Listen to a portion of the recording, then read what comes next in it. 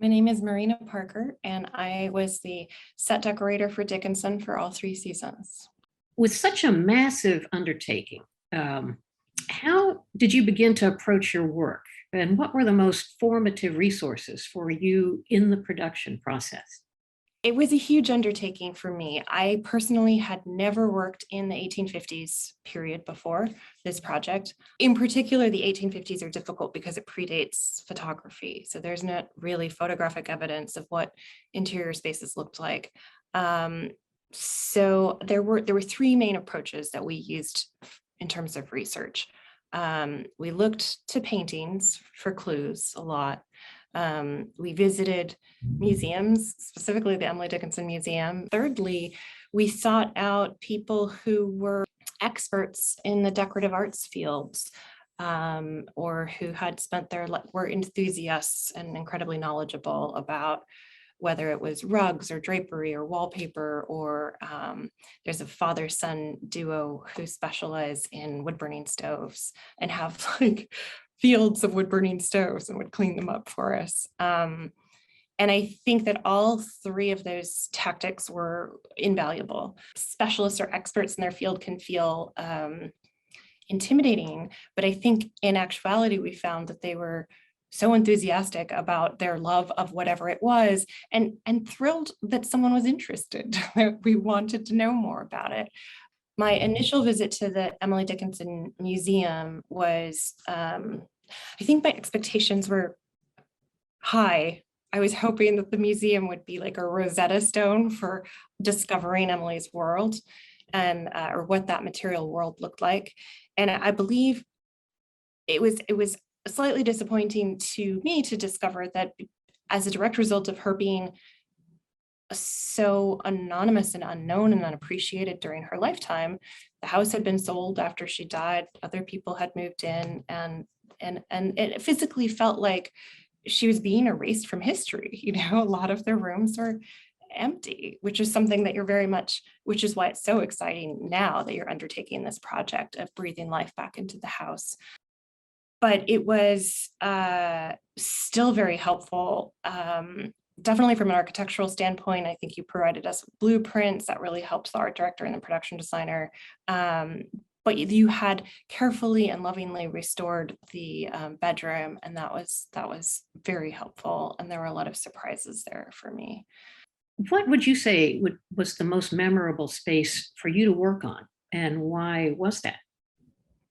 Possibly Emily's room, because it is the central thesis of the show, you know, the axis around which the entire show revolves. And it felt really important to get that right.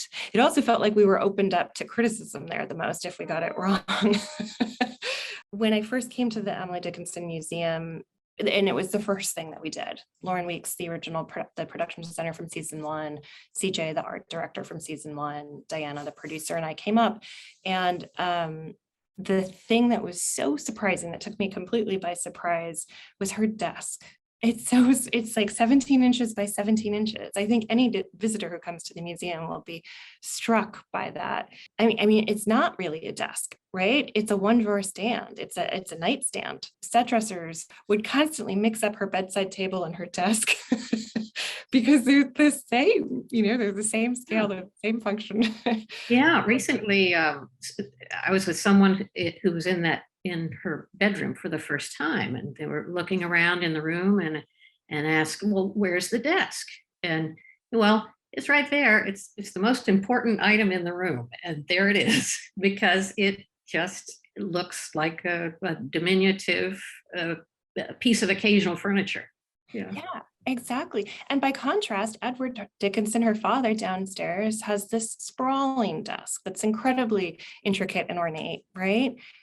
Right. Because he was a man and his work was important. But even male contemporary authors, I have found of hers, Herman Melville, Emerson, Thoreau, Nathaniel Hawthorne, they had desks. Louisa May Alcott also had a very small makeshift space. And so it felt like this, it was a detail that was surprising to me. It felt very important for us to get that right, because it felt symbolically important. It felt like a subtle way. We weren't trying to hit anyone over the head with this, but a subtle, truthful way to show just how hard women had to work to create anything artistic or intellectual. And there are echoes of that inherent disparity today still, right? Very much so. We've made progress, but women have to fight incredibly hard to be heard and to be seen and to be recognized and to be afforded opportunities. And so I think that surprising detail that we came across at the Dickinson Museum, we really tried to be faithful to that because it felt like such a telling, revealing detail about her life and the time that she lived in and the struggle to be heard. I hope that this show, the renovations to the museum, Emily's work, Elena's work, that it might resonate with some people somewhere and be, an affirmation or an encouragement to people who don't feel seen or heard necessarily, or don't feel appreciated or valued, that they feel encouragement and to know that their voice is important, their perspective is important, their being in the world is meaningful, and to hopefully have faith to chase after their callings. So I wonder if you could tell us what it's like set out to source an entire film set's worth of and real 19th century objects and how you went about doing that. One of the first things that I did was go to Brimfield, which is this, I was just telling you, it's like the Super Bowl of flea markets. It's unimaginably huge football fields worth of crowded vendors with Victorian, with brown furniture, with crockery, with textiles. And it was a very helpful way for me to get my feet wet and meet a ton of vendors at once, very efficiently, see what people had, get their business cards. It felt important to me, though, as much as possible, to ground the story in sets that were pretty period accurate, that would become a foil against which these other liberties could play. And in that way, I mean, I think Elena once described it as creating this Victorian fun house that allowed us to examine contemporary society, but it's clear that this is happening in the 1850s, through the costumes, through the sets. Like, I think I had an abstract idea of puritanical New England being really stark and devoid of color and devoid of pattern. And it turns out that's not true at all. The spaces were quite opulent and huge patterns in the wallpaper, huge patterns in the carpets. And because the story that Elena wrote was also taking these risks and reimagining the way that we perceive Emily Dickinson, it was fun for us to jump headlong into these surprising discoveries about what the environments looked like. So we're trying to do with our restoration much the same thing to bring more life, more color, more texture, more evidence of daily life back into the homestead.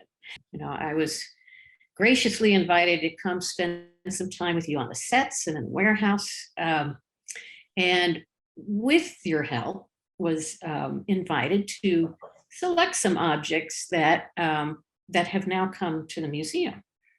And there are a couple of real standout moments or items in my mind's eye, but one of my favorite pieces was this crazy ophthalmological instrument from season 2, when Emily goes to see the eye doctor in Boston.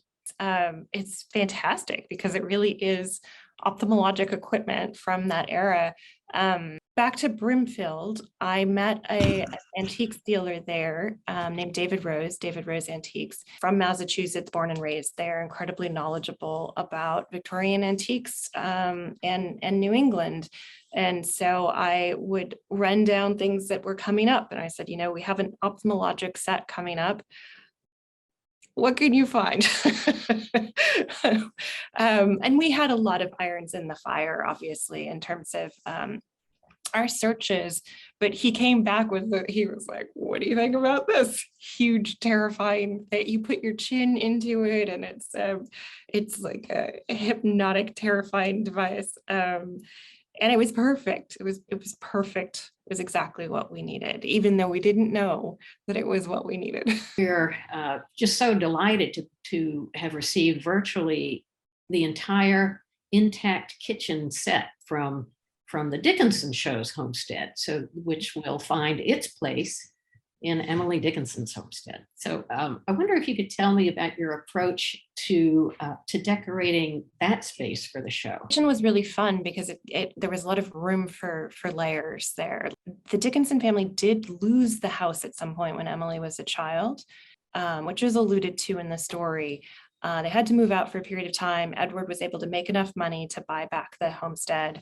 I think he had a lot to prove there in terms of reinstating the family dignity and stature. It was kind of a nice opportunity for us to really try to rise to the occasion as he would have, to make it grand, but also to have the latest innovations in terms of technology. And so there's this stove that would have been like pretty cutting edge. That is the centerpiece of that kitchen. Antique Stove Hospital has a collection of these stoves, and they refurbished it for us. There's also this big farm table and shaker chairs.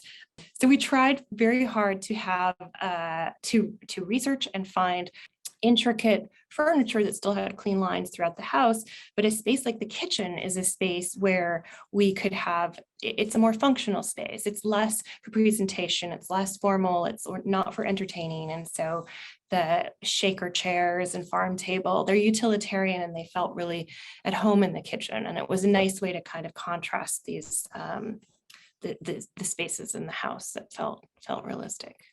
Yeah, that range of utilitarian to elegant, I think, really is important, especially in a, kind of provincial, small New England community.